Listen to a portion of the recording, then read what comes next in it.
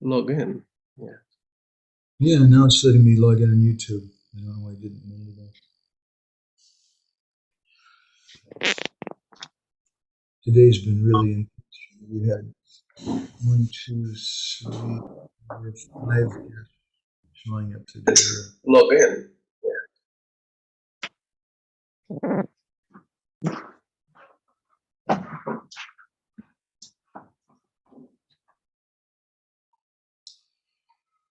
Okay, Leela Purushottam Prabhu, and me, I guess. I'm going to go ahead and start. Maybe I'll wait another minute, but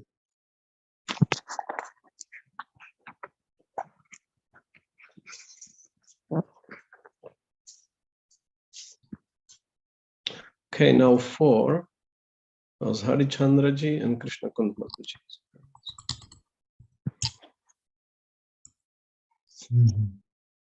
Nice to see everybody. Hare Krishna. Go ahead and start. Gauragraganya Ganagocha Goloruharam Gauranga Gurachama Gopyara Kolpa Briksham Gopala Gada Ratidam Yati Singha Gora Govinda Deshikavaram Satatam Namami Uttama Adama Kichuna Bachila Jachiya Dile Kakola Kahe Premananda Emona Goranga Hridoya Dadiya Bola Bhaja Goranga Kaha Goranga Laha Gorangera Namare Jai Jana Goranga Bhaje Se Hoyamara Pranare Hare Krishna, Krishna Krishna, Hare Hare, Hare Rama, Rama Rama, Hare Hare.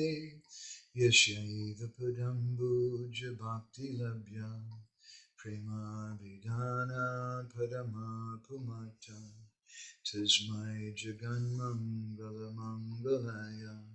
Chaitanya Chandraya Namo Namaste.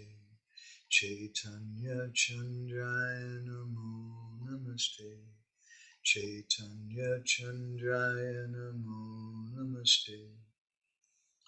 Madhavirapi Gopala Sri Kriyat Kripaya Jari Tadaiva Sambhaya Pitva Rishi Yustat Priya Janaha Shri Krishna Krishna Chaitanya Sasanatana Rupaka Gopala Raghunathabda Brajabala Bapahima Vanchakalpatarubhishcha Kripa Sindhubhyaeva Patitanam Pavanebhyo Vaishnavebhyo Namo Namaha Jai Shri Krishna Chaitanya Prabhu Nityananda Shri Advaita Gadadhar Srivasadi Gaura Bhakta Vrinda Hare Krishna, Krishna Krishna, Hare Hare, Hare Rama, Rama Rama, Hare Hare. Hare Krishna, I want to thank everybody very much for coming today. So we're still on Prema-bhakti-candrika, and we're still on Narottam Das Thakur's first song, Shri Guru Charana Padma. And today I'm hoping to finish this song, and I want to speak something about the relevance of this song and the importance of it for our sampradaya and for us as individuals, and why it's so important to sing it. So, but just to look back a little bit, in our last session we covered the word Shri Guru Karuna Sindhu Adama Janara Bandhu Lokanath Lokera Jivana. How Gurudev is an ocean of mercy, the friend of the poor, and the Lord and Master of the devotees. And we spoke something from how Narottam Das Thakur is explaining that Gurudev, he's an ocean of mercy. Ocean is something that doesn't have any boundaries, and therefore it's something from me. And he's Adama Janara Bandhu, he's a friend of the most fallen, which also indicates me. And indirectly, Narottam Das Thakur, he's humbly praying for the mercy of Sri Gurudev. And we spoke something from Jiva Goswami's Bhakti Sundarbha and other places about what is the mercy of Bhagavan. Very beautiful explanation from Jiva Goswami and also from the Garuda Purana, how the word bhajan comes from bhajdatu, which means seva. So when we say bhakti, bhakti means service. And how, what is the mercy of Gurudev? Gurudev's mercy is that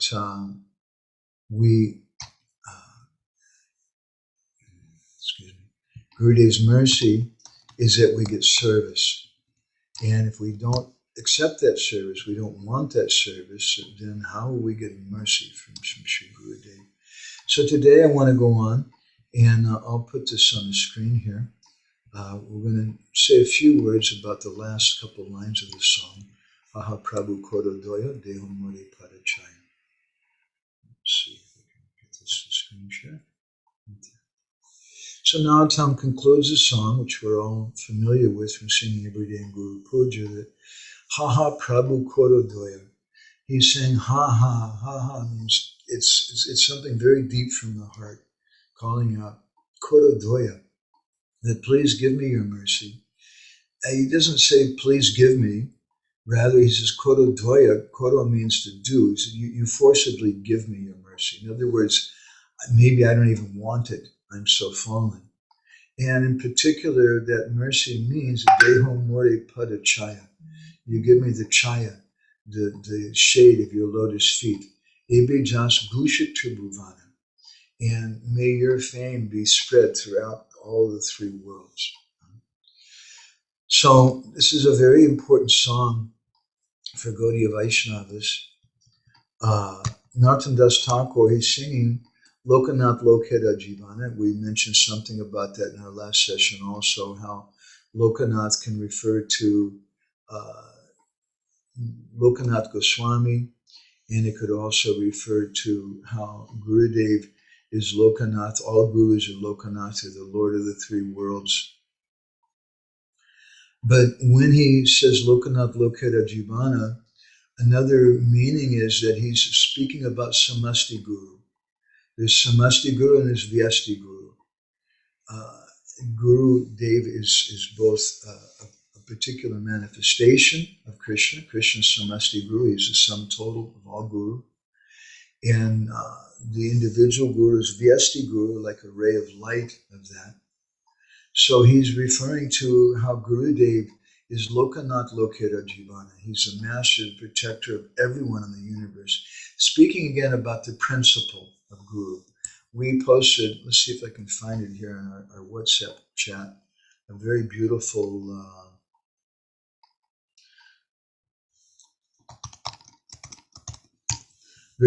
quote from Srila Prabhupada, which maybe, let's see, maybe I can also bring this up.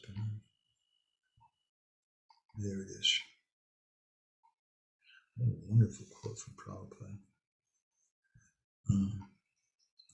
Let's see here. Yeah.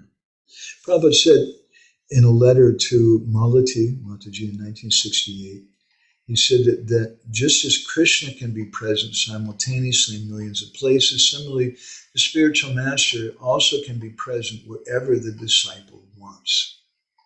The spiritual master is a principle, not the body. Just like a television can be seen in thousands of places by the principle of relay, I think it means of, not or, of relay monitoring. So Prabhupada is saying here that Krishna can be present simultaneously in millions of places. In the same way, the Guru also can be wherever the disciple wants. When the disciple is accepted in a disciplic succession with Krishna, there's a principle of Guru. As Prabhupada says, it is a principle, not the body. And Krishna is accepting us in this disciplic succession. We have our previous acharyas who are also accepting us, our grandfathers and great-grandfathers. And so whenever the disciple wants, Gurudev is also present there. How is he present? He's present always in his instructions. He's present always in the fact that Krishna, who is Chaitya Guru in the heart, Samasti Guru, the original Guru, he sees everything that we're doing. He watches everything. And Gurudev is present in that sense then also. So it's a very important point to understand how Gurudev is a principle as well as a person. So Jiva Goswami in Bhakti Sandarbha, he says that Ya'eva Bhagavanata Vyasti Rupataya Bhaktya Tarat Vena Sri Guru Rupa Vartate Sa Eva Tatra Samasti Rupataya Swamam Pradeshi Sakshad Avatarat Venapi Tad Rupa Vartate Iti. That the Samasti Guru manifests himself in all the Vyasti Gurus of this world. So this is Lokanath Lokera Jivana. We gave maybe two meanings of this in our last session, but I wanted to begin this session by concluding the meaning of Lokanath Lokera Jivana. That this is a song which is not just for a particular guru. There was a debate in one, I wouldn't even want to say what place, but there in one temple in ISKCON, where they were upset because one senior devotee, he came and he said that these songs are not just that we sing every morning, the Gurvastika prayers, and the Shri Guru Charana Padma, that we should be meditating on our Gurudev, and they're not necessarily only meant for Srila Prabhupada. And it became a big controversy in one particular temple anyway, amongst some old friends of mine. And they posted some videos blasting this idea and blasting that senior devotee who said those things. But actually, it's a fact. It's a simple fact. It's not that Vishwanath Chakravarti Thakur wrote Samsara Davananalita Loka thinking about Srila Prabhupada particularly. He's writing about Guru Tattva, about the principle of Guru. And similarly, Narottam Das Thakur, certainly it seems he was thinking about his guru Lokanath Goswami, Lokanath Lokera Jivana, but we understand also that he's speaking in a general way for everyone to speak of, to worship their guru. And we see this in Srila Prabhupada himself when he would sing these songs. No doubt he was thinking of his guru, but I don't think there's any recording anywhere of Srila Prabhupada singing Jaya Srila Bhaktisiddhanta Saraswati Thakur. I don't think he ever sang that in Kirtan. He would sing his Guru Maharaj's Pranam Mantra. In the beginning, along with the Pranam Mantras, there's so many different personalities in our disciplic succession. And he gave us something which was general for everyone. So now, after this expression of the magnanimity, the greatness of Gurudev, now Thakur Mahashaya Narottam, he's with great anguish, he's calling out for the mercy of Sri Gurudev. Ha ha prabhu koro doya deho mori padachaya ebeyas gusatribhuvana. He's saying, you're my prabhu. This is a little bit of a controversial subject. I can mention, I love controversial subjects. As Krishnadas Kaviraj Goswami says, they allow us to broaden our mind. Unless, of course, you're approaching a controversial subject thinking that it's not controversial, that I know the absolute truth of everything about it, and everybody should just listen to me. In that case, what you're probably about to enter into is a world of controversy and headaches and quarrels. But if you enter into things, understanding that there can be different meanings and different purports to things, then you can be a little peaceful. So Prabhu means master. And most Gaudiya Vaishnavas, not all, but most Gaudiya Vaishnavas don't use the word Prabhu to address each other. That's the first little controversy. And some of them take exception that they don't appreciate that we call initiated devotees Prabhu. They say, no, that's not correct. The Prabhu refers to three Prabhus, Sri Chaitanya Mahaprabhu, Nityananda Prabhu, and Advaita Charya Prabhu. And some Vaishnavas also address Shyamananda and Rasikananda as Prabhu. There's a few other Prabhus they address like that. But in general, Prabhu is something which means the Lord. Lord Jagannath is addressed as Prabhu quite often in Jagannath Puri. But Srila Prabhupada and Srila Bhaktisiddhanta, they stressed that we should call all the devotees Prabhu. And I'd like to just touch on this for a minute. It's a very interesting point. Something we did some research on. And one of the first things they found was that, and it's not fresh in my mind now, but in the Bhagavatam, there are references, I believe it's to, if I'm not mistaken, to Vyasadeva addressing Narad Muni as Prabhu. So there are examples of personalities addressing. Of course, Narad Muni is also a Shaktivesh avatar, some may say. But there are examples of persons using it to someone who's not generally understood to be God. Narad Muni is addressed as Bhagavan, but in the sense that he's Shaktivesh. But Srila Prabhupada and Srila Bhaktisiddhanta instructed that we should address all devotees as Prabhu. Now, in the West, this is something of a controversy more recently, which it just makes me laugh. It's like devotees just don't have anything better to do than to quarrel about things. And the controversy that goes on there today is that should lady devotees be called Prabhu? And some insist that they should, and some insist that they shouldn't. And after carefully considering this very important subject matter, I have to say, in my humble opinion, both are correct. Srila Prabhupada, he wrote letters, and he addressed sometimes in conversation Malati and Jamuna and Vishaka and one of his different lady disciples, his loving daughters. He addressed them as Prabhu. And at least in one lecture, he told the devotees that you should call all initiated devotees Prabhu, including ladies. So that would seem to be the end of the discussion, right? Because Prabhupada said that. And how can someone negate what Srila Prabhupada said? And how can someone say it's wrong to address ladies as Prabhu? On the other hand, in India, in Indian languages, which I forget how many billion people in the world today speak Hindi and Bengali and Indian languages, it's quite a good chunk. The word Prabhu in Sanskrit, in Bengali, in Hindi, in Oriya, in Gujarati, it's a common word, and it's a masculine word. And you just don't address ladies as Prabhu. In India, it's not like a conscious thing, it's not a misogynistic thing, it's just weird. Any more than you would approach ladies in America and say, excuse me, sir, or hey, mister, or this or that. You just wouldn't do it. It wouldn't even occur to you. It's just not appropriate, not proper. And just to mention, in support of our Indian friends, that I've never seen any examples of Srila Prabhupada addressing Indian ladies who speak Hindi or Gujarati or Bengali, etc., as Prabhu. But it was something that he did with his Western ladies. Now, some devotees will say, well, Prabhupada did that for a certain time, but it was not absolute, and therefore, but Prabhupada didn't say that either. Prabhupada said you should address everyone as Prabhu.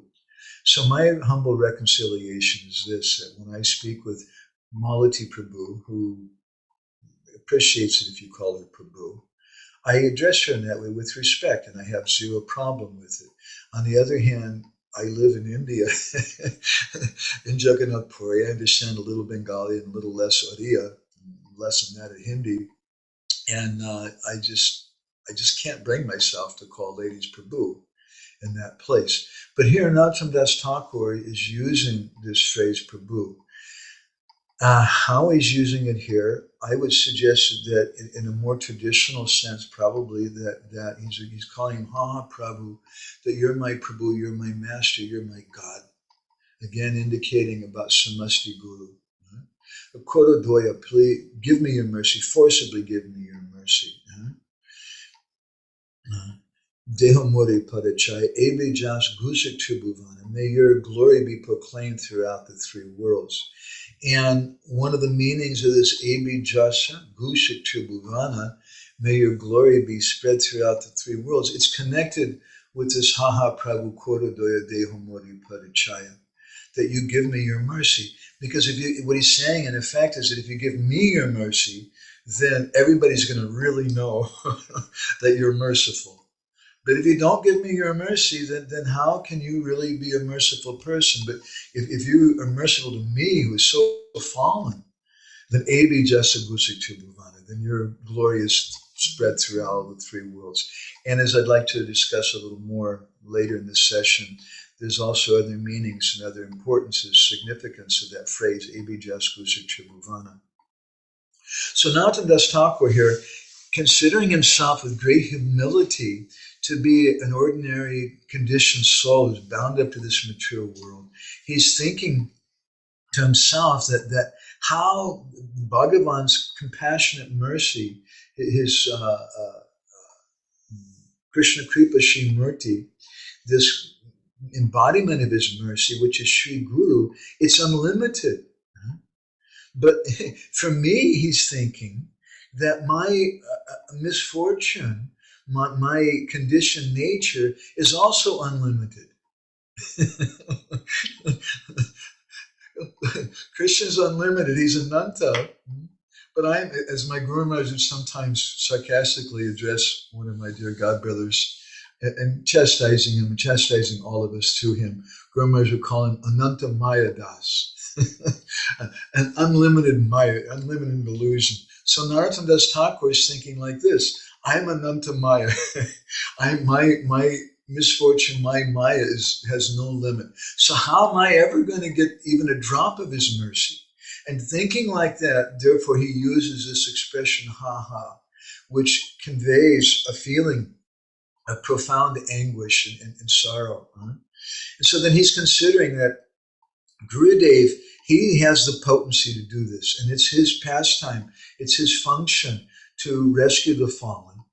And so therefore, even though there's so many ways, unlimited ways in which I'm not worthy, still by his power, everything is possible.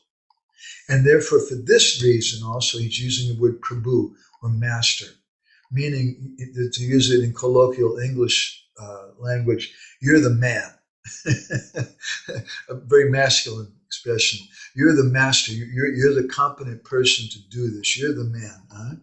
Ha ha prabhu. Please be merciful. Please give me the shade of your lotus feet. So let's contemplate a little bit about this word chaya now. Chaya refers to shade. And by saying chaya, he indicates indirectly a tree, because it's trees which are famous for giving shade.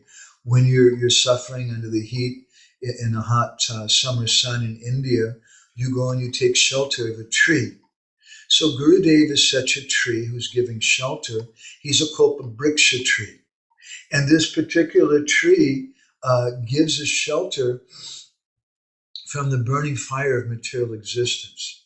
And it also evokes in us some thought of the first verse of Guru Vashtaka Vishwanath Chakravarti Thakur, that samsara dhavanala lida loka trinaya karunya gana ganatvam. That Gurudev is a karunya gana. He's a cloud of mercy, which is showering down rain on this blazing fire in which I'm suffering. In other words, Vishwanath and Narottam Das Thakur are both indicating that unless we take shelter of Sri Guru, then there's not going to be any hope for us to become free from this suffering of material existence. So we should contemplate something about the meaning of the shade of the feet of Gurudev. In the tree indicates another thing too, which comes to my mind, and that is that the tree has two things. The tree has shade, and the tree also has a reflection. And these are two important aspects of our philosophy. The pratibimba and the chaya. Pratibimba, bhakti-abhas, means that something which seems like bhakti, but it's only a reflection. And chaya bhakti-abhas is something which seems like bhakti, but it's only a shadow.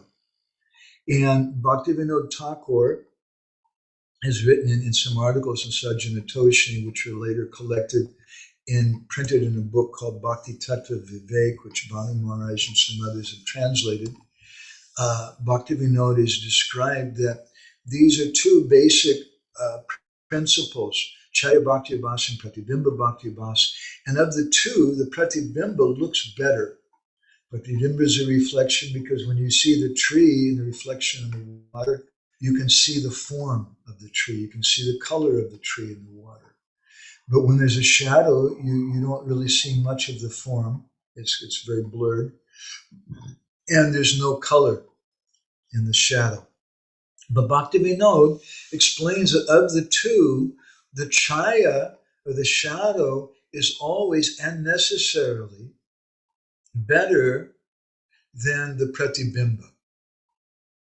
The pratibimba bhakti abhas is that bhakti abhas when someone has the attitude of impersonalism. And they may look better than the devotees. And we've commented on this before. There's an interesting discussion I had some years ago in Jagannath Puri with some of the devotees from the Chinese Yatra when I was explaining these two principles about pratibimba and chaya. He became very excited. He said, this is it. This is the difference between some of the Buddhist monks and the gurus in the Hare Krishna movement, some of the gurus and some of the sannyasis, because we were commenting that how that sometimes the shadow doesn't look good, the pratibimba looks better, but of the two, the shadow is always better because the shadow is connected to the tree, whereas the pratibimba, the reflection, is not connected to the tree. So sometimes impersonalist gurus, or Buddhists, as my friend pointed out, sometimes they look really good and they live to a ripe old age of 100 and something years old, and there's no scandals or anything about them. Whereas we have devotees in our Krishna conscious movement sometimes who are practicing bhakti for a few years only, and there's some scandal, some unpleasant thing about them. But still, even though they may be fallen, those devotees are better than the non-devotees. The chaya, or the shadow, is better than the pratibimba because there's a connection with the tree. And this is the tree of Chaitanya Mahaprabhu. The shade of that tree that is coming, which is Gurudev is part of, is coming through our parampara. So we have that connection. And when someone, they may be fallen, but we want the shade of Gurudev's feet. In the Patanjali Yoga Sutras, there's a kind of conflict presented that there may be seem to be some difference between someone's effort and bhakti. And these two concepts are integrated in the way that we approach a tree. We approach a tree for fruit. But when we approach a tree for fruit, then we also get the shade and the fragrance of the tree. We're not thinking we want to approach the tree for the fruit. We want to approach Chaitanya Mahaprabhu's movement, his line, his tree of Chaitanya Leela for the fruit of Krishna Prema. But when we go there for that fruit, then we also get the shade and we get the fragrance of that tree. The fragrance here meaning we smell some of the fragrance of that very ripe, wonderful fruit, which maybe we don't have the ability to taste because we're not able to climb it. Nobody's handed it to us yet. But when we come to that tree, then we get to smell it at least. We get some fragrance of it. In the same way that a beginning devotee, when they're coming to the process of bhakti, they get some opportunity to experience the fragrance and also the shade of the tree. And the shade here, again, is the relief from material suffering. In Rupa Goswami's Bhakti Rasamrita Sindhu, he says that Kleshagni Shubhada Moksha Labhutakrit Sadurlabha, famous verse. The first thing he says about bhakti is that it's Kleshagni, that it destroys all types of suffering just in the very beginning. And that may be Bhakti Abhas, Chaya Bhakti Abhas, but when there's some connection with it, then immediately Kleshagni. And we see that in the lives of devotees who are taking shelter of bhakti to even a small degree, that immediately all their material suffering and anxieties goes away and they think, wow, it's okay, everything's all right.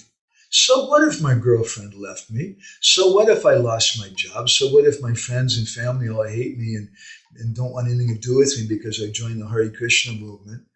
But it's all relative.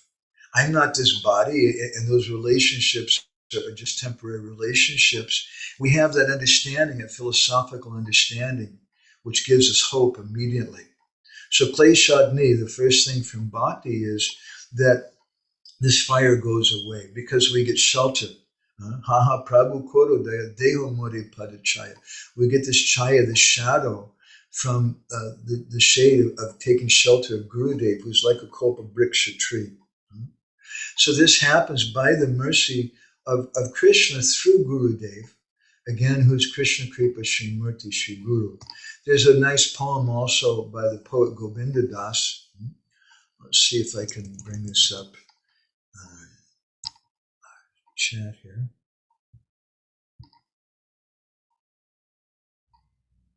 Gornitai, I'm going to answer questions at the end. Don't worry.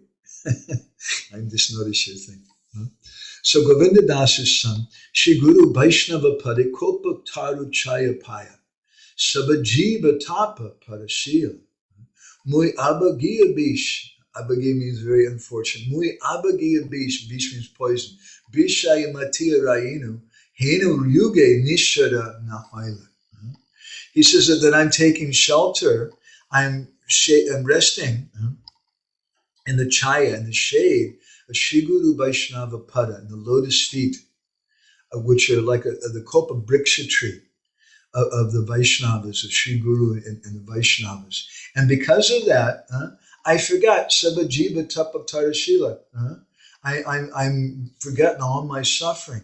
Everybody else is doing it, he's saying, but not myself, because mui abagia. I'm very, very unfortunate. I drank some poison. I drank this poison that I'm not accepting the path of bhajan, teachings that my Gurudev gave. And therefore, because of that, mata irayino, I become a wild person. And heno juga nishara nahoila. Even after a yuga, I won't be delivered. Someone may say, Govinda Das, perhaps he's indicating that, don't worry, it's all right. This is Mahaprabhu's time now. You'll be delivered. But he's saying, by the time I recover and I get my senses back, this whole yuga may be over, and still I'm not delivered. So, muy boro abagia, as another poet sings in a different song. I'm very, very unfortunate. So we consider Gurudev in this way, that Gurudev has come to give us shelter. There's another beautiful song from Bhaktivinoda Thakur. This is at the end of his Nabadidam Mahatmya. And let me share this with you, which also gives us some perspective of the meaning and importance of this chaya. Now, speaking about Janava Devi, and by speaking about Janava Devi, he's speaking about the principle of Guru. I'm sorry if some of you don't appreciate Lady Gurus. Bhaktivinoda Thakur had no problem. Because Janava Devi was the main guru of his line, coming through coming through Bipin Bihari Goswami. So he's saying that, my dear Janava Devi, you're so merciful. You have so many good qualities. You please show mercy to me and let me and give me shelter.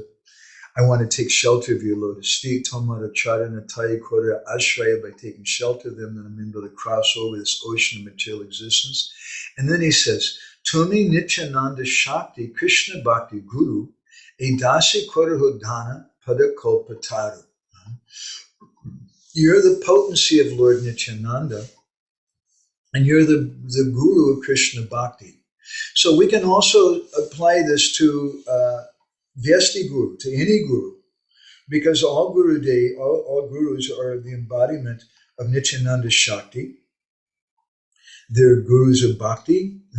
So our prayer to them, E dasi korohodhana padakolpataru, that please give me the shade of your lotus feet.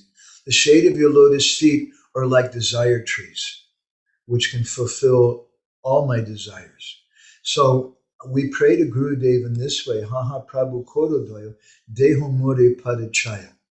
And again, I want to read you something else about this. This is from the first chapter of the Worship of Sri Guru by my Guru Maharaj. And let's see here. Put this on the screen. This is actually something we went over before, but I'd like to read it again. Let's see, who can read here today? Brenda Sundry, are you able to read? Or are you doing puja or something? If you don't answer, it means you probably can't do it. Leela Purushottam, would you like to read Cooling Shade? I could, but yeah, now it seems that okay. Although you please put it a little bit lower because I have your picture in the end of the text. Yeah, like that. Cooling shade. The bumblebee wanders everywhere, going to various types of flowers. One type of flower is the ketaki flower. That flower is found in India, but not in the West. The tree on which the ketaki flower grows, like the rose plant, has thousands of thorns. The ketaki flower has a nice scent, and a bumblebee that becomes attracted by scent from the ketaki flower goes there. But because of the many thorns on the tree, his wings become torn and he feels so much pain and affliction. The bumblebee thinks, where to go now? Can I get shelter in a place where there is no pain and affliction? Where can I get peace? After wandering hither and thither, at last he comes to the lotus flower and experiences the cooling, soothing effect there. He takes shelter inside the lotus flower, sucks the sweet honey there, and thus gets nourishment. Continue. Yeah, keep going.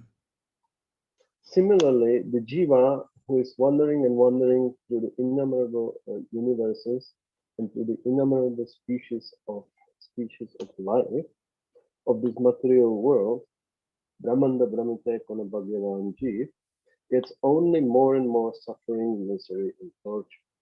There is no cooling effect in the material world, which is like a blazing forest fire, samsara dhavanala. Nobody starts the forest fire, but automatically by the rubbing of two pieces of wood, the whole forest is burned, and the animals that live in the forest are burned to ashes. They feel that the burning heat, which is very painful. Similarly, the conditioned souls in this material world feel the burning sensation coming from the three tapas, Adhyatmika, Adhibhautika, and Jaivika.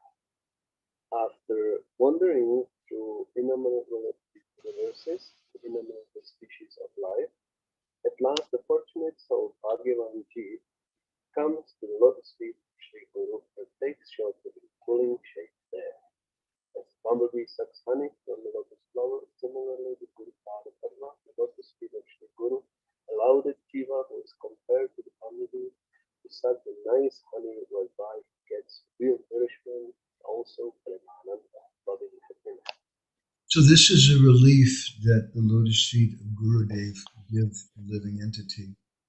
And Narottam Das Thakur is giving us a Prema-bhakti-candrika, these moonlight rays on the path of devotion to help us understand the path of bhakti.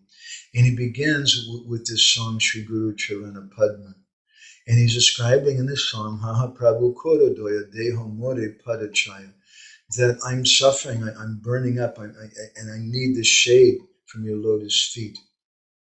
Because there's no cooling effect in this material world. Only if we come and take shelter at the lotus feet of Sri Guru can we get some shelter.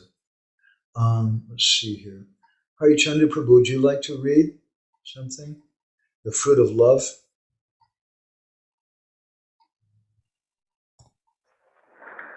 Do you hear me good?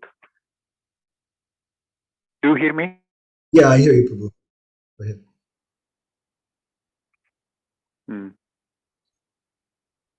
Sorry, I'm bad connection. Okay, I understand, and it's a little troublesome. Let's see, who else is here? Goni Tai Prabhu, would you like to read something? Yes, the fruit of love. Paricharya Rupa Seva is Vapu Seva, serving the body of Guru, and Prasanga Rupa Seva is Vani Seva, serving the Guru's instructions. Mahaprabhu has exhibited this. The chief result of Guru Seva is developing love at the lotus feet of Krishna, Krishna Priti Vidhan, to give pleasure to Krishna.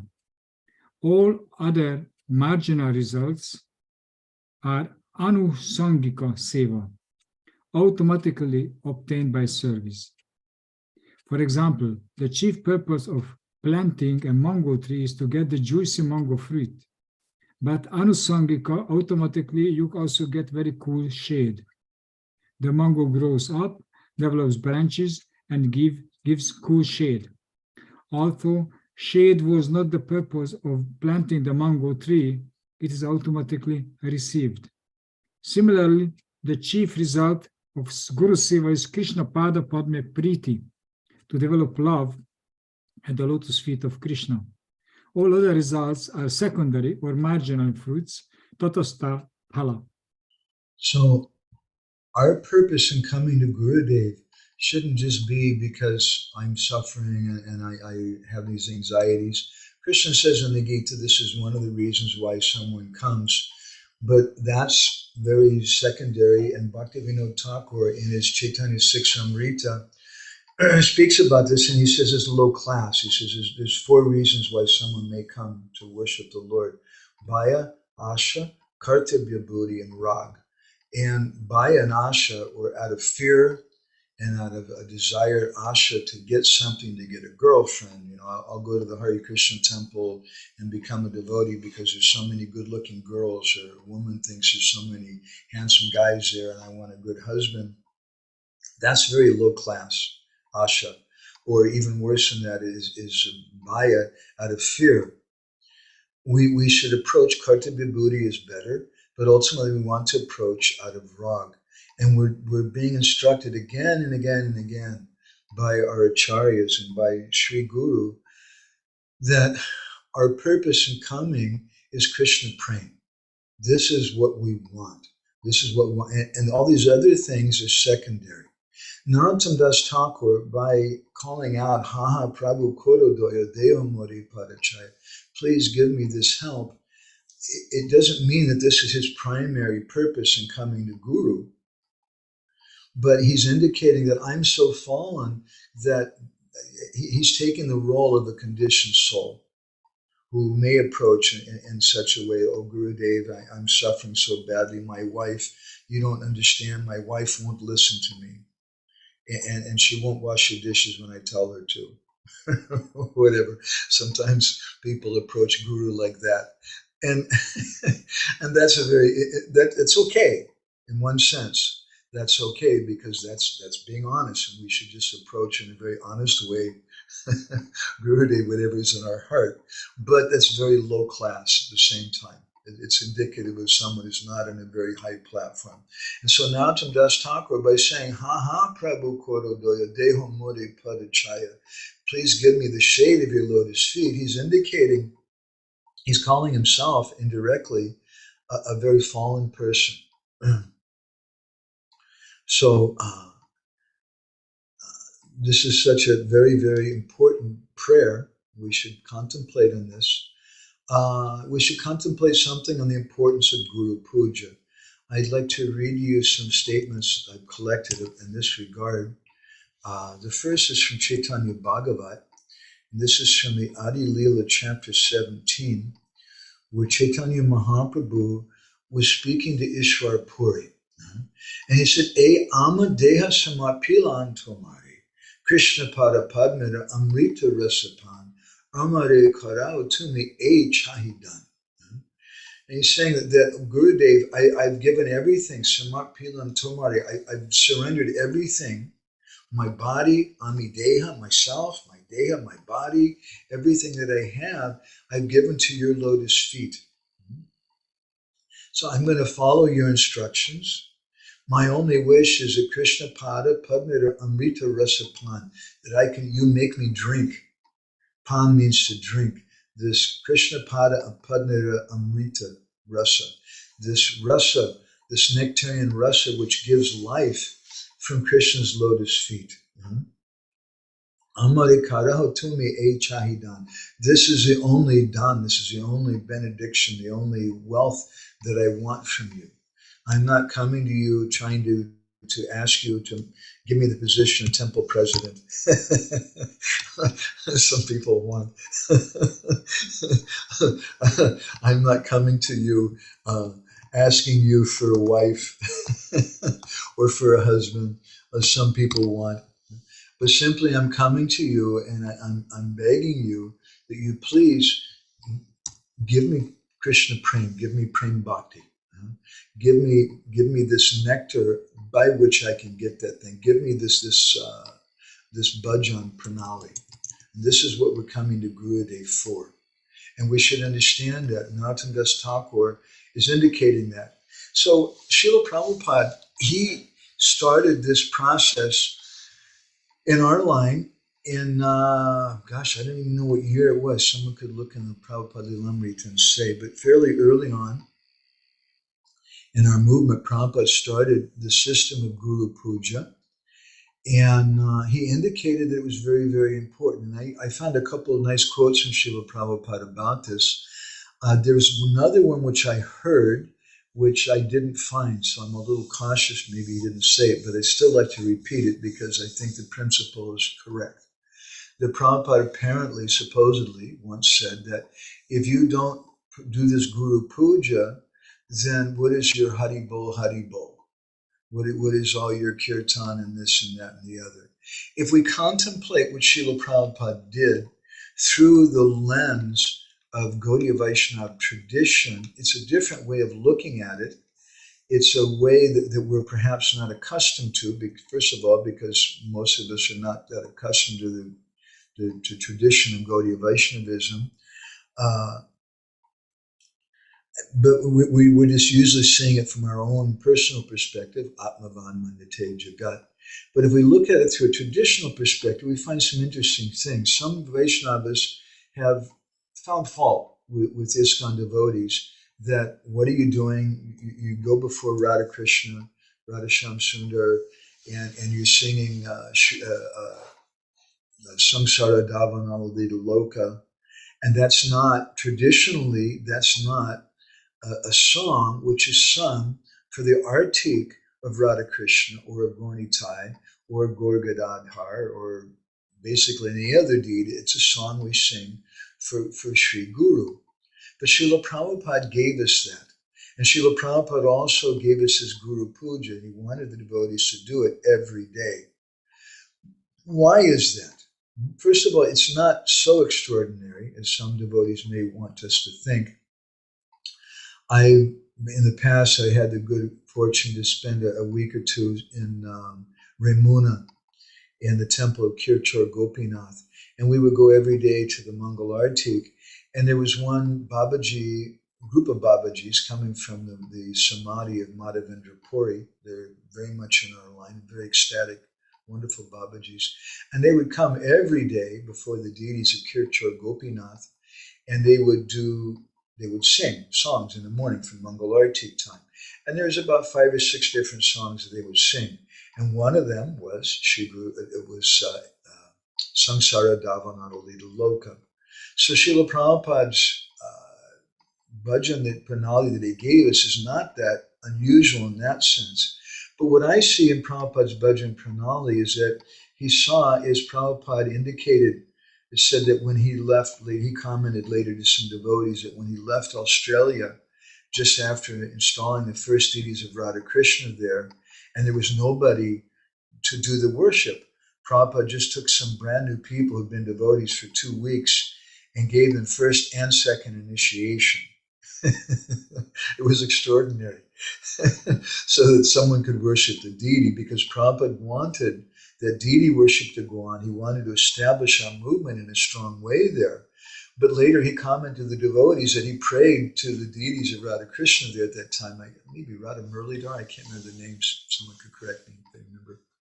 He prayed to them after before he left, he later revealed that, please, I'm leaving you in the hands of these Yavana Malechas. You please forgive them and please accept their service. So my personal feeling is that this is one of the reasons why Srila Prabhupada had all of us in our movement singing these guru prayers in the very beginning in the morning, and also singing Shri Guru Charana Padma every day, because we're trying. And when we sing our Shri Guru Charana Padma, another extraordinary thing is that Prabhupada had the devotees do it in front of the deities, which, according to Bhakti Rasamrita Sindhu, is an offense. You're not supposed to worship Guru or anyone else in front of the deity. But Srila Prabhupada instructed the devotees to do that. So my humble feeling is that by doing so, Srila Prabhupada was giving us some instruction, and also he was giving a message to Krishna directly. And the message to us is that the only strength that we have to worship Radha Krishna is through Srila Prabhupada, is through Guru. And the message to Krishna, Radha Krishna, is that please forgive them. They're doing this on my behalf. I'm responsible for this. I'm accepting these personalities in a very, very merciful way. Srila Prabhupada is speaking. So Prabhupada emphasizes Guru Puja. Let's look at a couple of the things that he said about this Guru Puja. This is shown, the first is shown a lecture he gave in New York on the 9th of July, 1976. And Prabhupada said this Guru Puja we're doing, it's not self-aggrandizement. That's the first point. It's not that we're doing it because, wow, I'd really like a whole bunch of people to worship me. That would be really, really good. But I said, don't think that this is why I'm doing this. It's teaching. We're teaching what we should understand. We're teaching what it is to worship Guru. We sing daily, Guru Mukha Padma Vakya, Arnar Korea Aikya. This is perfection. And Prabhupada says, I tell you frankly, that whatever little success is there in this Krishna consciousness movement, I simply believe it was but we've spoken by my Guru Maharaj. And you also continue that, then every success will come. Prabhupada wanted us to keep Guru in the center. The time of Srila Bhaktisiddhanta Saraswati Thakur, Vaishnavas didn't perform Guru Puja. They would worship the Guru at the time of initiation, or sometimes if Guru Dev would come to your house, you were grihastha, then you would wash his feet, maybe do some artik. But generally, once a year, there was, on Guru Purnima, there'd be Vyas Puja. And that Vyas Puja program was for Guru Dev, it was for all Gurus. But the time of Srila Bhaktisiddhanta, he started two things which are new. One is that any devotees who are initiated were expected that every day, and it might just be in their little locker in the brahmachari ashram, or however they had their system, or grihastha in their home, but every day privately, they would sing Shri Guru Charana Padma, Kevala Bhakati Sadma, and they would worship their Guru. And once a year, he started this program of Guru Puja, indicating to us how important it is, how necessary it is to worship Gurudev. Because if we don't worship Gurudev, if we forget Gurudev, even for a moment, and Srila Bhaktisiddhanta Saraswati Thakur, he said in one lecture, he said, if I don't see my Gurudev in every person, every animal, every plant, every tree, every mountain, every rock, every river, if I don't see him every year, every month, every week, every day, every hour, every second, then I'll fall prey to the bad desire to be Guru myself. And then everything will be lost. So we should see that Gurudev is always present. And we should have strong faith in Gurudev. So that strength comes when we pray to Gurudev every day. We come before him, we meditate on Gurudev, and we pray, and we meditate on the gifts that Gurudev is giving us and how fallen we are. So let's read this next excerpt. This is from a lecture which was given on the 1st of April, 1977 in Bombay, in Juhu. Prabhupada said, you should always remember this word, Dibya Gyan Hriday Prakasita. Because the spiritual master enlightens the Dibya Gyan, one feels obliged to him. Yasya prasada bhagavat prasado yasya prasada nagati kutopi. So this Guru Puja is essential. Just as deity worship is essential, it's not cheap adoration. It is a process of enlightening the Dibya Gyan. And I have a couple of stories I'll share in this regard. One is that one devotee, he told me once that he was attending Guru Puja for Srila Prabhupada in Detroit. And he was kind of thinking, this is a little far out. He was a new devotee, and they're worshiping Prabhupada, and Prabhupada was sitting there. And he was watching Prabhupada. What does Prabhupada think about all this worship and how they're worshiping him and things? And then he saw Prabhupada pick up kartals, and Prabhupada was playing the kartals, and Prabhupada was singing along. And the devotee thought, my God, what is this? That Prabhupada's also worshiping himself. And then I don't remember exactly if it was either Srila Prabhupada commented or that the devotee suddenly got this realization, which is substantiated in other places, that Srila Prabhupada was doing that puja to worship Srila Bhaktisiddhanta Saraswati. And he was accepting that worship on behalf of his guru. So that Guru Puja, it's not cheap adoration. It's something which is essential. We have to show our connection to Gurudev. We have to keep our connection to Gurudev very, very strong. If we don't do that, then how will Krishna accept our worship? Krishna see, what is he doing coming to me? I'm working on an article right now about Nityananda Prabhu in my back of my mind a little bit, collecting a few things.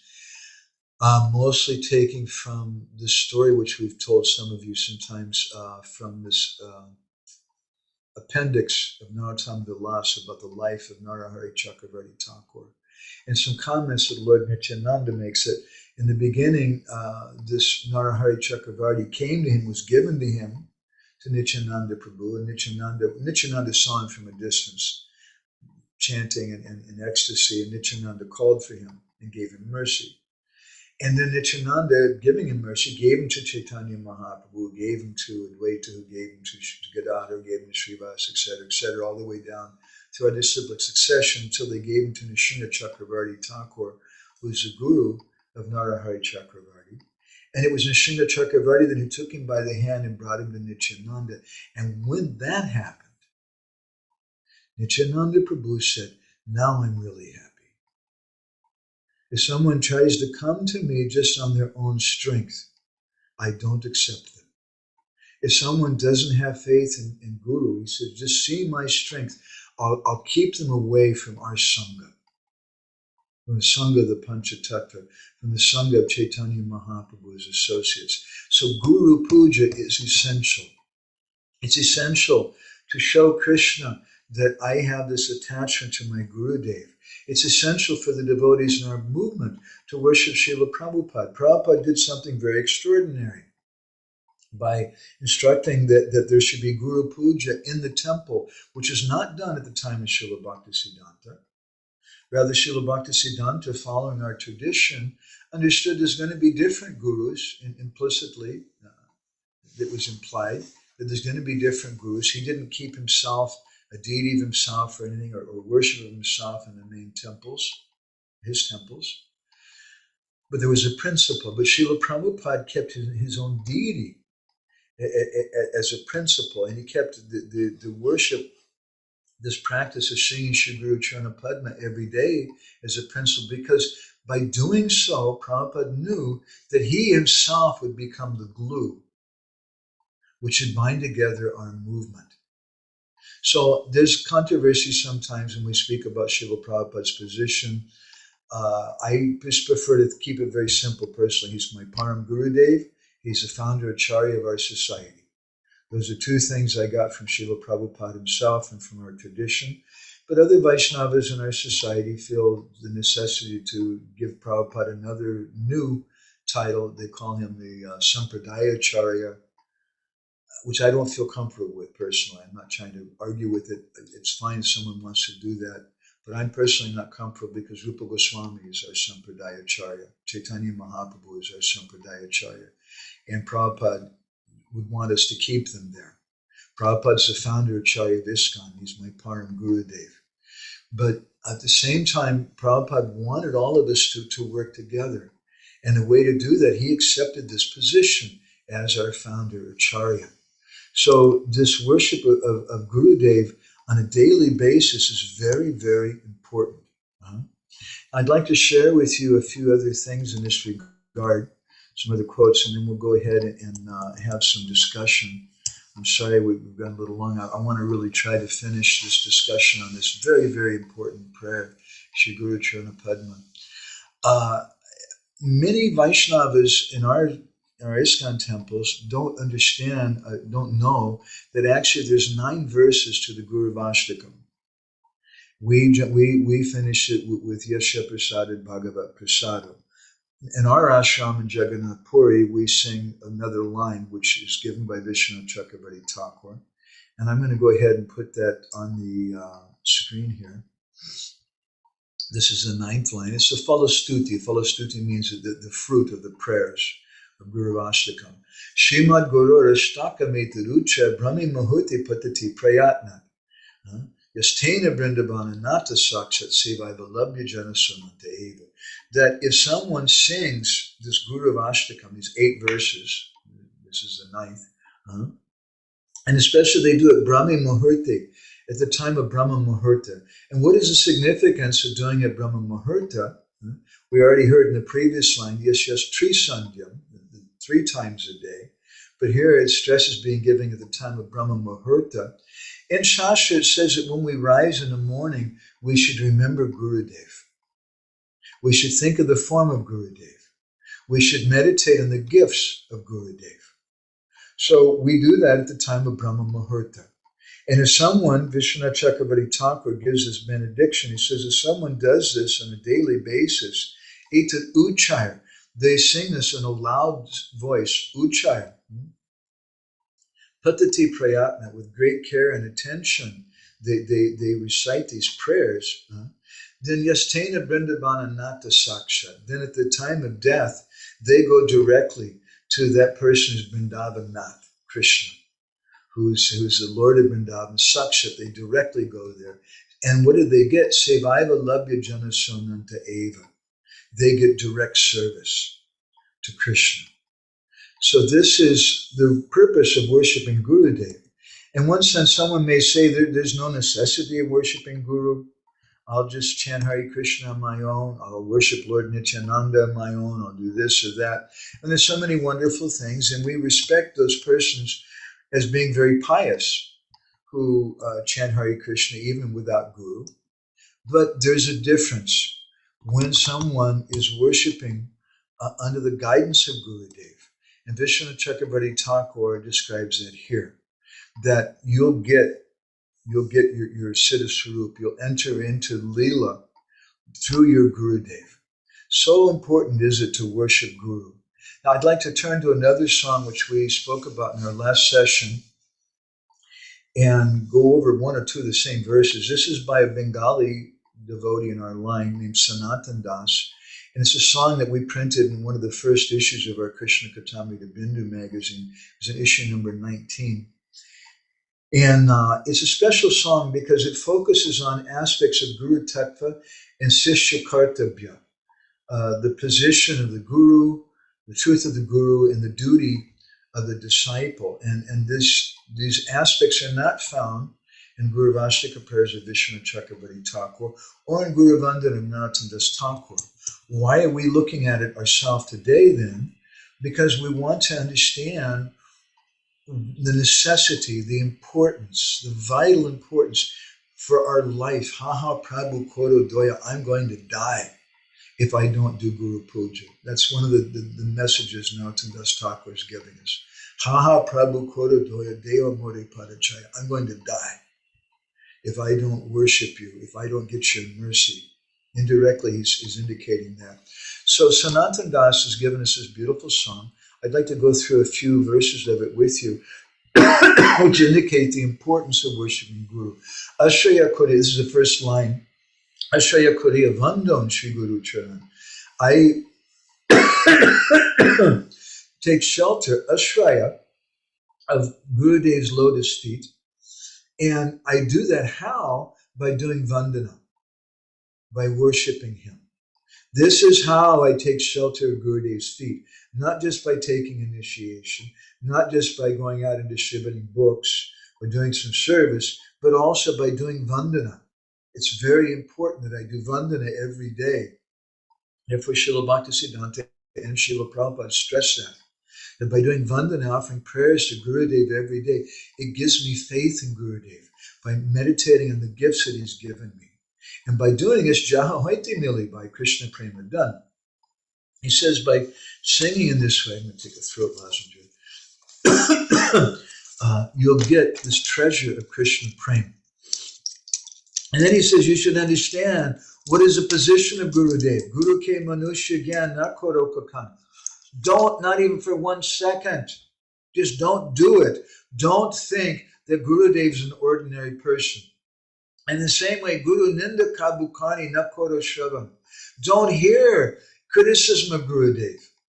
Now you might think, well, this poet, his words are kind of sentimental, they're nice, they're quaint, they're poetic, but they're not really practical for us today because, Prabhu, don't you know, we've had so many guru scandals. And if people don't hear about it, how are we going to protect the innocent devotees? He said, no. It's not that the criticism of Guru is something new, which we just invented in ISKCON. It's something that's been going on for a long, long time. Guru Ninda Kabukani Na Korushura, don't hear it. Because if you hear it, it's poison. And you may lose your faith in your Gurudev. And by losing your faith in your Gurudev, you may lose everything. Now you may say, but my Gurudev is not so qualified. I once, there's one Babaji actually, Guru in Orissa who came to, I can't remember, his name was Krishnadas Babaji. He came to one of my Guru Maharaj's disappearance programs, and he sat on the stage. Somehow I was on the stage next to him. He was very affectionate to me. And he spoke an interesting story, which he cited to the Upanishads, which I haven't found. So I'm just telling you where I heard it from, but I like the story very much in the principle. He said there was a village, and in the village, there was an elevated Vaishnav sadhu who had many disciples. And he was living on one end of the village. On the other end of the village, there was a prostitute. And that sadhu was always criticizing her. And the prostitute, on her behalf, she was also thinking of that sadhu always, and she was crying and feeling, I'm so fallen. And just saying and hearing about him made her feel fallen. So finally she went to him one day, thinking so much about him, and she said, Maharaj, please will you give me initiation? That sadhu looked at her and thought, what is this? Ugh, dirty woman, nasty person. I don't. But he thought, what can I do? So he told her, you chant, I have this mantra I'll give you. You chant dinky dinky. And she thought, dinky dinky. Dinky is a word in Sanskrit for part of a mortar and pestle. Like two things and you grind things. Dinky, dinky. But she started crying. She thought, oh, this must be some name for Krishna. Thank you, Gurudev, I've been accepted. And with great feeling, she cried and accepted that mantra. And she started chanting it with great faith. Dinky, dinky, dinky, dinky, dinky. One day, there was a tremendous storm. And the whole area became flooded with water, like 10 feet of water or something. The river overflowed. And the Guru's ashram was destroyed. And the Guru had climbed up into a tree, a sadhu.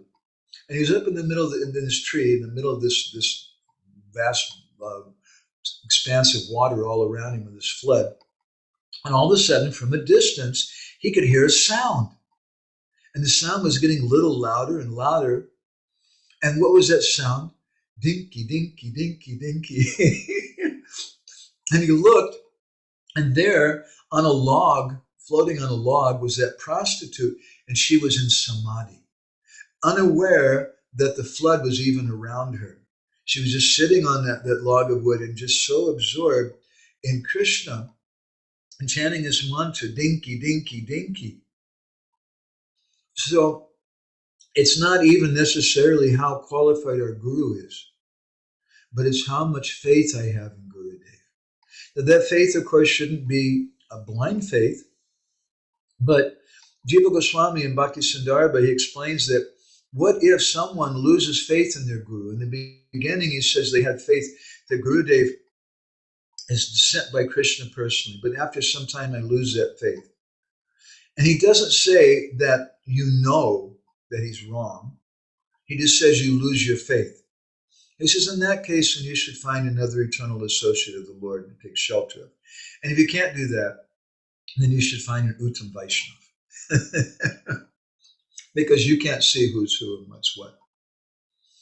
So important is it, that the point Jiva Goswami is indirectly making is that you have a terrible problem now. You don't have faith in your guru. So you have to do something. So that faith in guru is everything. And therefore, Guru Ninda Kabukani na koro shravan. Sanatan Das says, don't hear any criticism of Gurudev. And then in the next line, he goes on to explain. Put this on the screen again. Guru Nindu Kara Muk Kabuna Haribe. If there's someone who's criticizing your Gurudev, don't look at their face. And Jata Hoy Guru Ninda Tata Najaibi. Don't go to that place where Gurudev is being criticized. Sridhar Swami, Prabhupada's godbrother, B.R. Sridhar Maharaj, once commented, he said that someone who criticizes someone else's guru, that's like stepping on the shadow of Radha. It's a terrible, terrible offense, meaning that because Radha is Radhanam, is service personified. And Gurudev is our connection to Krishna through service. So if you criticize someone's guru, you're destroying their ability to do service. And it's the most violent thing that can be done. So he says, in Guru Rabrikriya Jari Dekha Kakam, what if you see Gurudev doing something wrong? Jari means if. Guru Rabrikriya, Vikriya means a wrong behavior. Dekha Kakan, you see that. Tatapi Abhagya Hoya Koro Kadachan. He said, don't see it. Don't see that bad thing. Because if you see that bad thing, then you're going to fall down. And therefore, Vrindavan Das Thakur says, even if you see Lord Nityananda coming out of a liquor store, don't criticize him.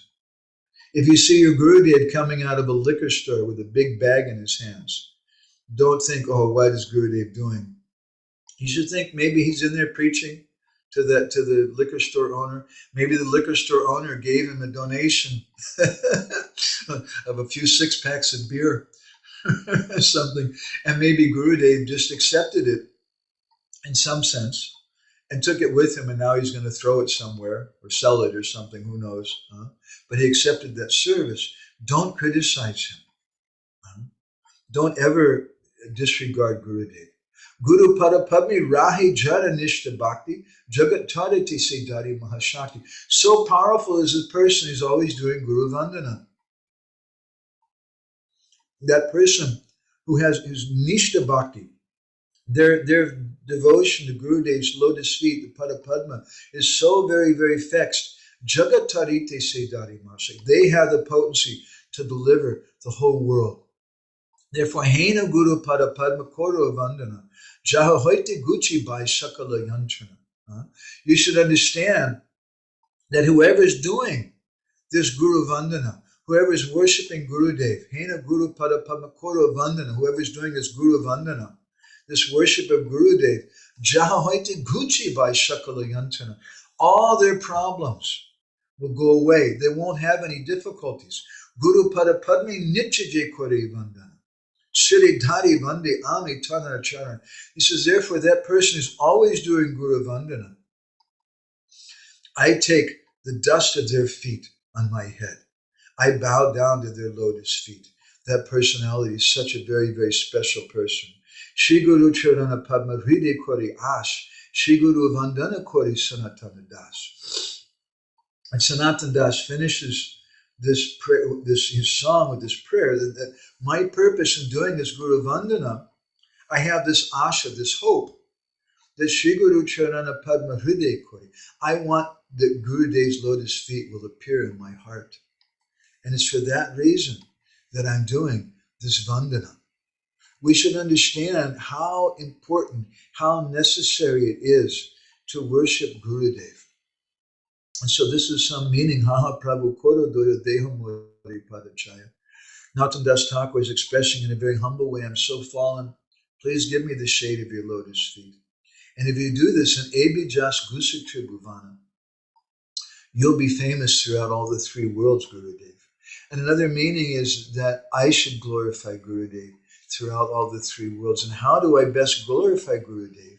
Not just by doing this Guru Vandana with words.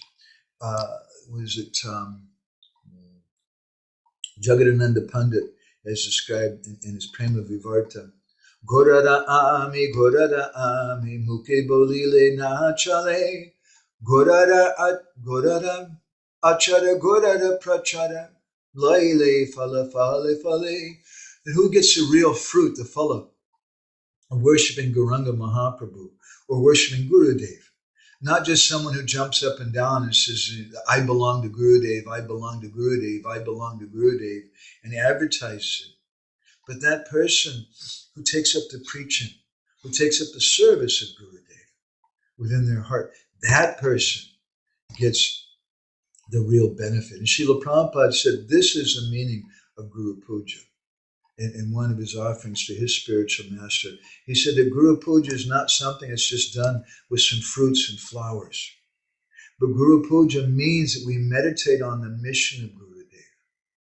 And here we meditate on Haha Prabhu Koro Doya Deho Mori Padachai. Every day we should be thinking that Haha Prabhu Koro, that Gurudev and Srila Prabhupada, they're the prabhu, they're the master who can deliver the whole universe. Lokanath Lokeda Jivana. They can give mercy to everyone. Deho Mori Padachaya. They can give shade to everyone. Abhijas Gusi Tribhuvana. This is their glory. And we spread their glory by giving this shade, by sharing the shade of this tree, of the Chaitanya Mahaprabhu's tree, with other personalities. So while I've really gone for a long time, but I really very much wanted to finish this song today. So let's have some comments and things. Gorni Thai Prabhu started something. He says, how far do we go with calling others Prabhu? Initiation, purity, or anyone who has some, quote, interest for the teachings of Krishna, according to the principles, how we associate with different devotees, not being Udama Adhikaris, we don't ask teachings from Kanishta Adhikaris, and what does Prabhu mean? Well, I notice Krishna Kund, when we're in Jagannath Puri, sometimes we go to the market and she's speaking to the person at the market and she says, excuse me, Prabhu, can I have some flowers? Can I have this? And I would chastise her. I would correct her sometimes and tell her, Krishna Kund, it's just the guy's not even a devotee, he's not a vegetarian, but she's calling him Prabhu. But then I could see that she was speaking from her heart, that she really felt this person's a Prabhu. And how is he a Prabhu? Because he's a Dambasi. He may not be a vegetarian, but he's living there in the Dham. So he's Prabhu. So in answer to your question, Gorni Thai Prabhu, I would say it depends on our heart. If we can see them as Prabhu, as a master, then maybe they're not even a vegetarian, they're not even a devotee, but they're smoking a cigarette, but they're a Dambasi, or they're a special person for this reason or that reason, then I see no reason in calling them Prabhu. There's no harm in showing humility. I'm reading an interesting book right now. By the way, it's a Govinda Dasya Kadacha, which I have in Bengali, and I was never really interested to read because it's considered to be not such a bona fide book by many Gaudiya Vaishnavas.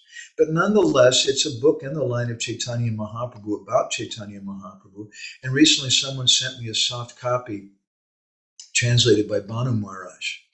And so I was interested because part of my service is literature. I was interested to see what's in that book. And so I've been reading through it, and it's interesting. It's written from a different kind of perspective about Mahaprabhu's life. Some of the details are a little different historically, although some of the things I'm reading now about Mahaprabhu's travels in South India, and it doesn't say that he took the Krishna Das with him, as Chaitanya Charitamrita says, but Govinda says that he took himself, Govinda, with him. And he mentions a story about the illiterate Brahmin reading the Bhagavad Gita. But one thing that and there's many interesting things in the book, one thing that I find common, again, he's always talking about prasadam. And Govinda says that he was a son of a blacksmith. He's kind of a low-class guy when he came to Chaitanya Mahaprabhu. And perhaps you can see that in the way he writes the book. He's always talking about prasadam.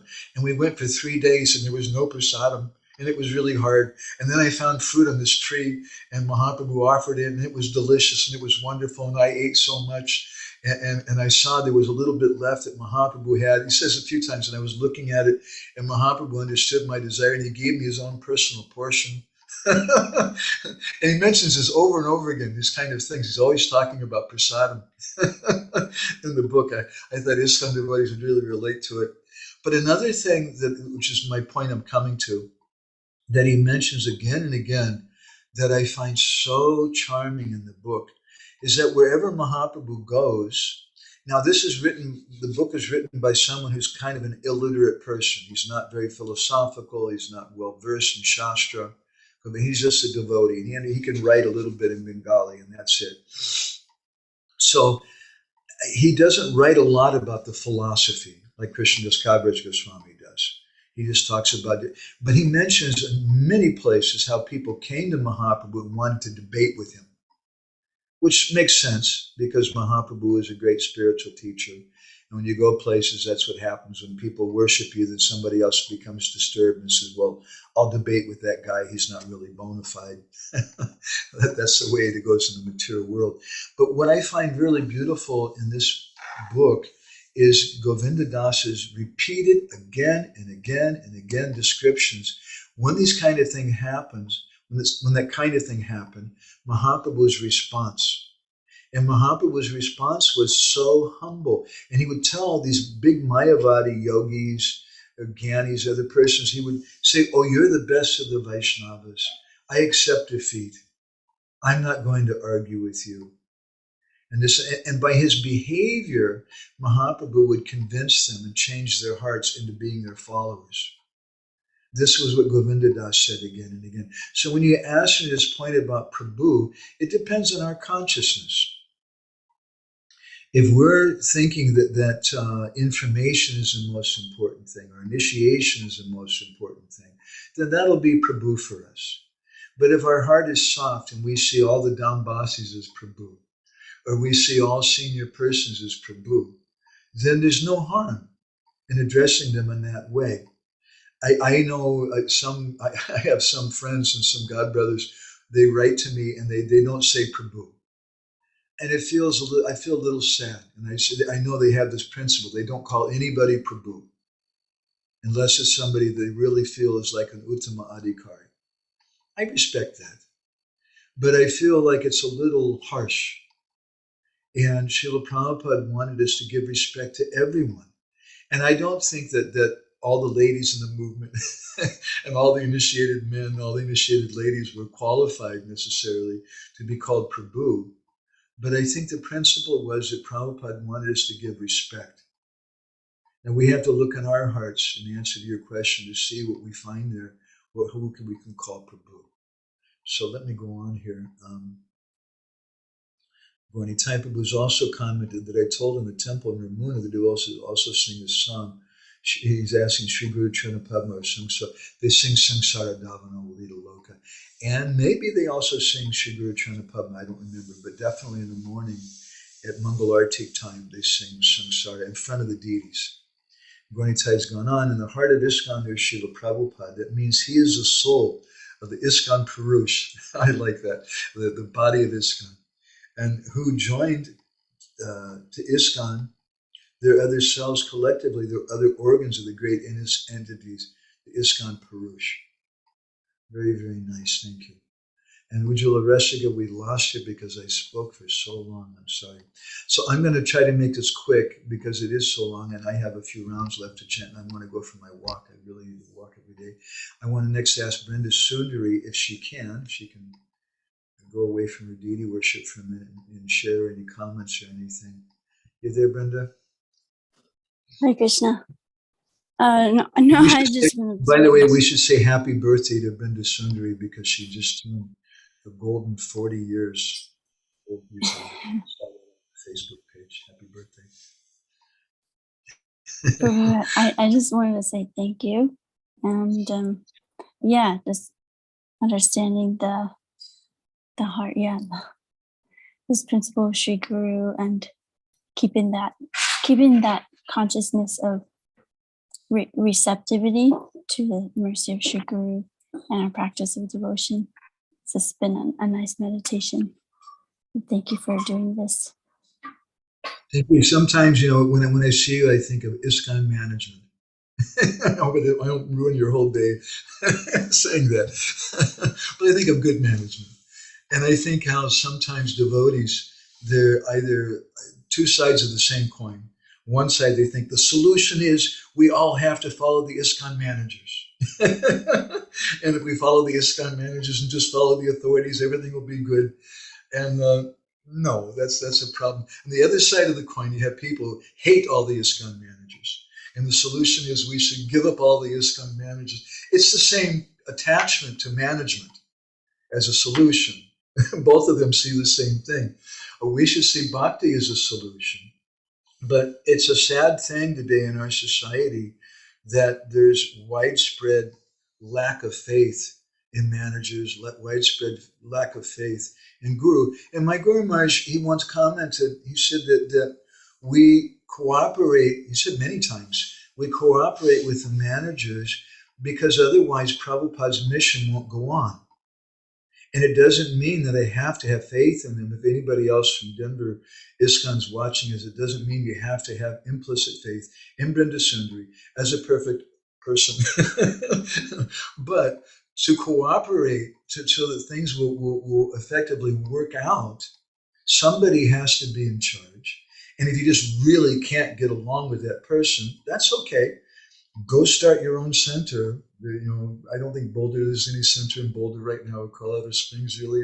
Go some other place, or go to North Dakota or South Dakota, there's so many places, and do your own thing. But it's a crisis of faith and crisis of leadership today, and it's really poisonous also for devotees and for young devotees. And I think Brenda Sundari, you've seen that too as a manager. Young people come with so much faith, and then they talk to somebody at the Sunday feast. Yeah, those guys, man, they're all bogus and this and that. And it just destroys them, as we were just singing in that song by Sanatan Das. Yeah.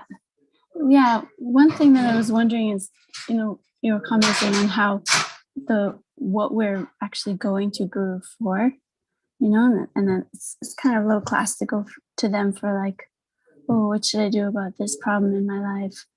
It's like that's a thing, and it's related to how we're seeing other devotees in management, is to understand that each one has a different role, and the Guru is actually for our spiritual life, not necessarily for asking like, what should I do about spiders in my house or something.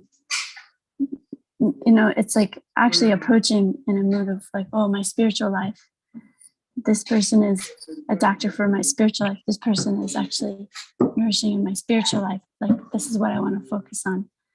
And then, with other devotees, we may ask them some, we go to a physical doctor for our physical health and different things. So I think when there's also that understanding of clear roles, that I was thinking about that, like, yeah, it's kind of silly to approach the Guru for, what do I do about my marriage or something? We need to remind ourselves constantly in our movement. And it's something I see all over. We talk about this, how devotees lose faith in the society and they complain. But largely the reason why I think we lose faith is because devotees become materialistic. we become materialistic and we forget about bhakti. We forget about this great inspiration of Krishna bhakti and why we're coming here. And we just think about in terms of something in the institution and that's not really very inspiring, that I'm going to dedicate my life to the Denver Temple building. It's not a very inspiring thing. But to think that I'm dedicating my life to making the world better and to helping everyone and to give people love of God, that we have to constantly remind ourselves of that. And so this comes from this root attitude that we have, how we approach our guru, and we can see it. Some people they approach because, Gurudev, my wife, excuse me for saying this, my wife doesn't want to have sex with me. That's a common thing. A lot of gurus get this and that. What kind of thing is that? That's the biggest problem in my life. Gurudev. And they're going to some poor sannyasi and saying such a thing. And that's not why he's coming. He's not coming to give that thing. Prabhupada didn't come to give that thing. And it's really, really sad. And we're watering down the movement. As Pogo said, we've met the enemy and he's us. Well, it's my reflection on your reflection. Anything else, Sundari? No, thank you. Thank you, friends. Thank you very much. We're losing some of the devotees here. It looks like we've gone so long today. Bonitai Prabhu, thank you very much for your comments. Natalia, do you want to share anything? Hare Krishna. Thank you very much. Thank you very much for this. I was thinking that it is really the greatest mercy that Srila Prabhupada established Guru Puja. So everyone who comes to temples and comes to Guru Puja, they have their Guru. Srila Prabhupada is Guru for everyone, and without worshiping Guru, we cannot progress.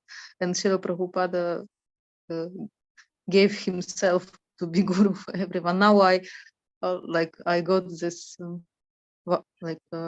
value and just like Jesus Christ, the Christians say he died for the sins of everyone.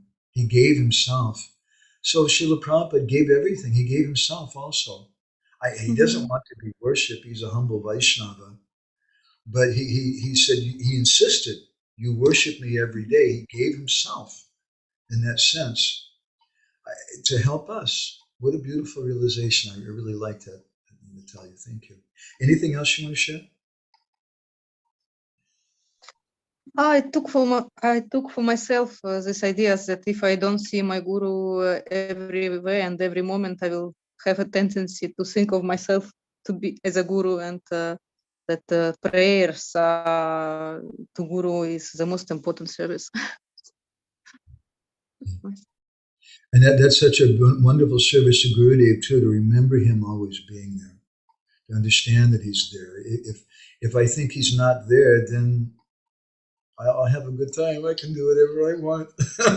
Gurudev's not present here. I should always think he's present. Thank you very much, Hare Krishna. Hey, Krishna Kond, are you there? I know she's cleaning out an attic right now, listening on the computer or something, so I don't know if she's able to come or not. She's close by. Are you able to share anything, Krishna Kond? I am sort of here. Okay. Hare Krishna. I think for me the biggest thing that I walk away with is that we would like Srila Gurudev's lotus feet to appear in our heart, and that our daily vandana will have this fruit. That's the fruit of our glorification, and that it's not enough to do some service for him. I really liked when you said that Guru Puja is not an empty adoration, but a process of getting Divya Gyan. It's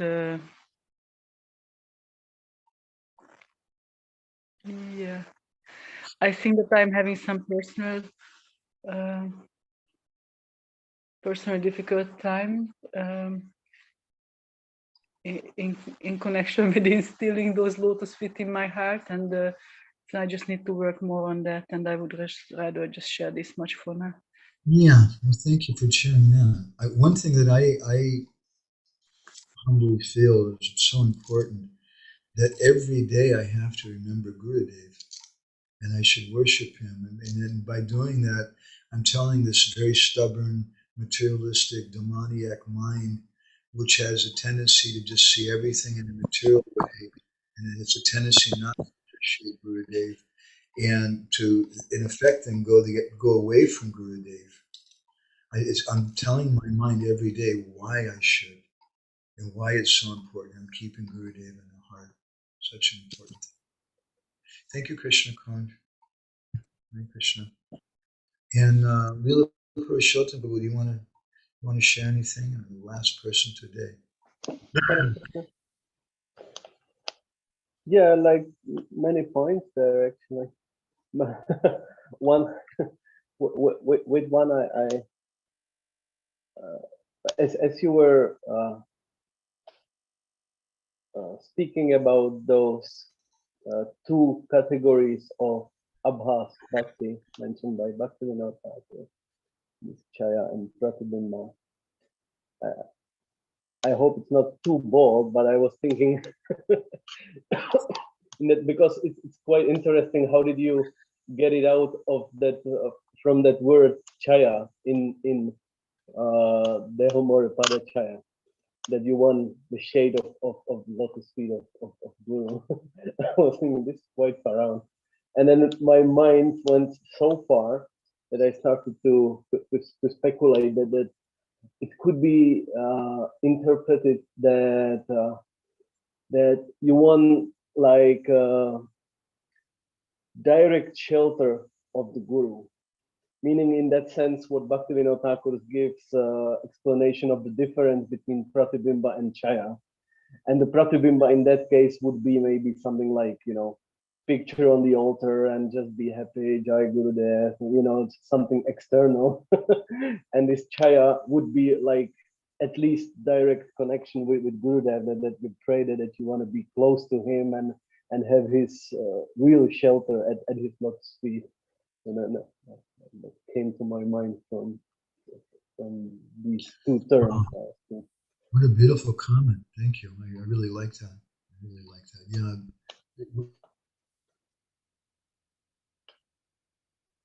What the Pratibimba is. It's very good. Yeah, like a Pratibimba not being really connected with the substance in that sense. Like we also may have Guru only as like not being real in that relationship with Sri Guru, and just sometimes I'll say something a little controversial. Please forgive me. It's just from my own heart, and just look at it as one of my own faults. But sometimes when I see so much talk about Prabhupada as a Sampradaya Acharya or something, I feel like we're making a lot of noise and fireworks in the air and things like that, but it's not really so substantial as when there's a deep connection with him as my Param Gurudev, my grandfather, a person that I care about, instead of making him into like a Christ-like figure. I'm very happy you're mentioning it, because that was my another point. You hinted it a little bit there. That it's not uncommon to meet with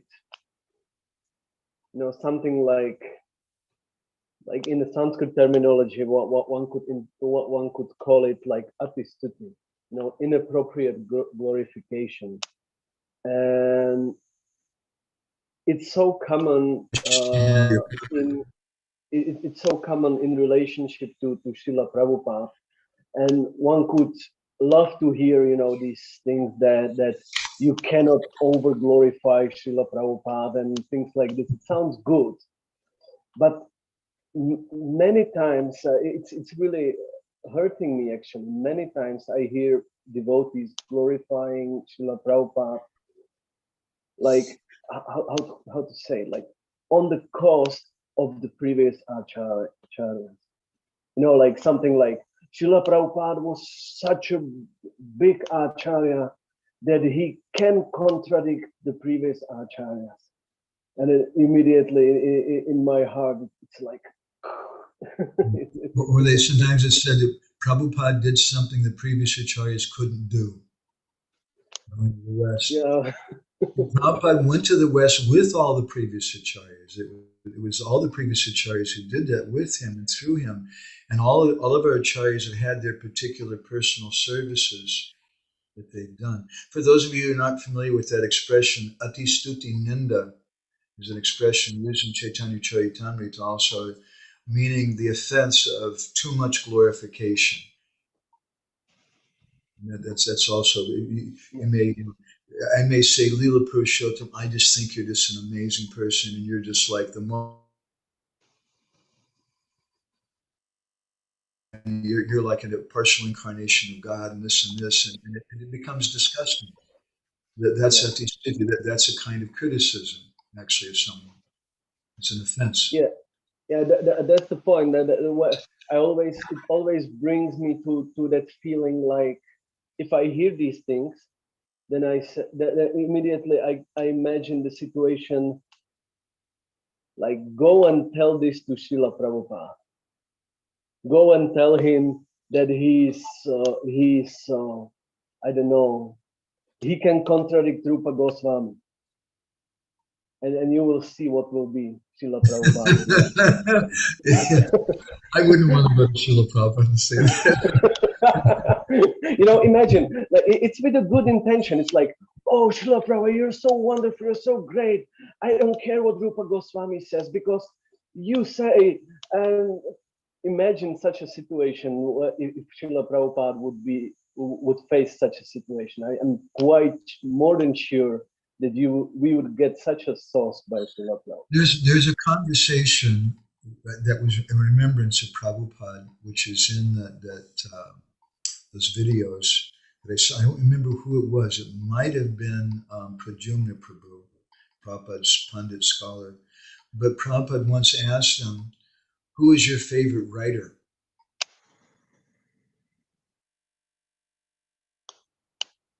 You, Srila Prabhupada.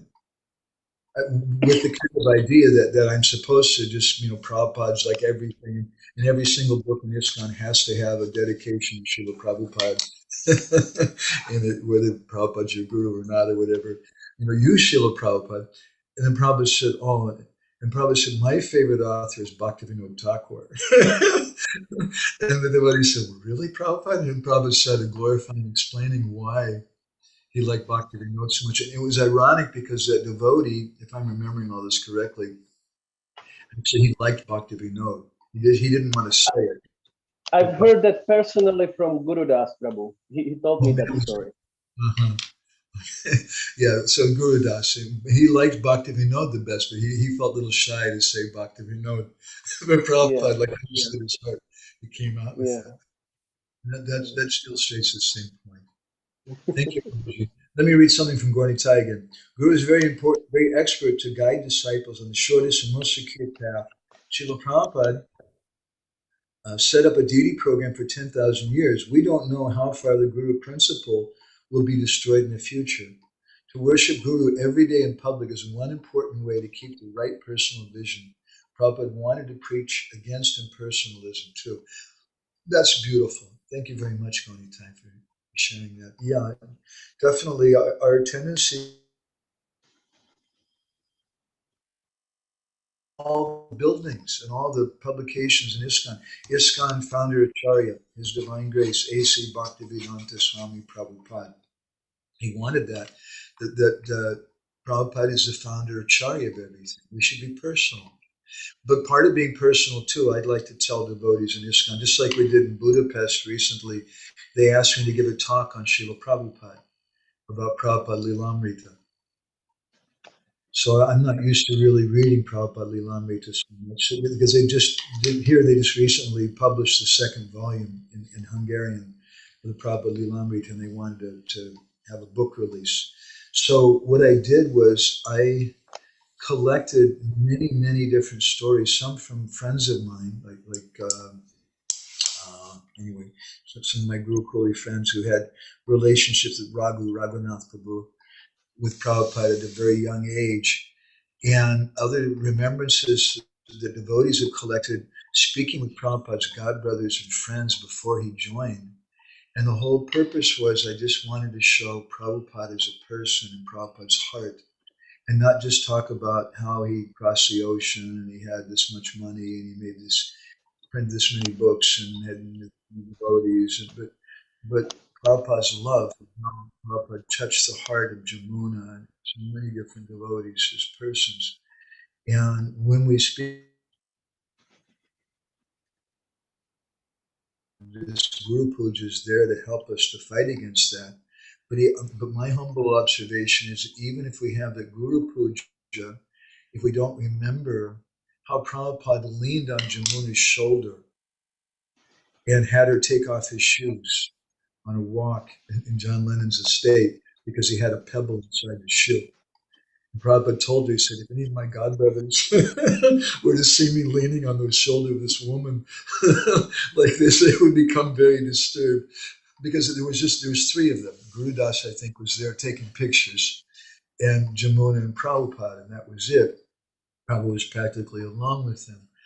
If we forget about the love that devotees had for Prabhupada and how Prabhupada is such a person, then that's also kind of impersonalism.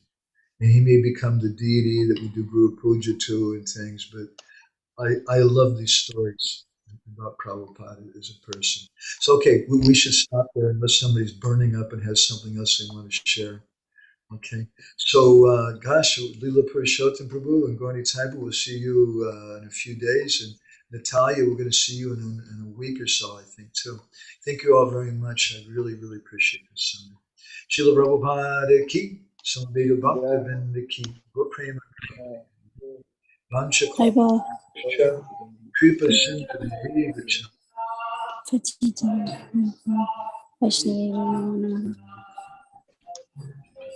Sundar, you just popped in again. Do you want wanted to say something else? No, I was just saying goodbye. We have to be respectful of the temple presidents. I'm sorry for torturing you like that. Hare Krishna. Hare Krishna.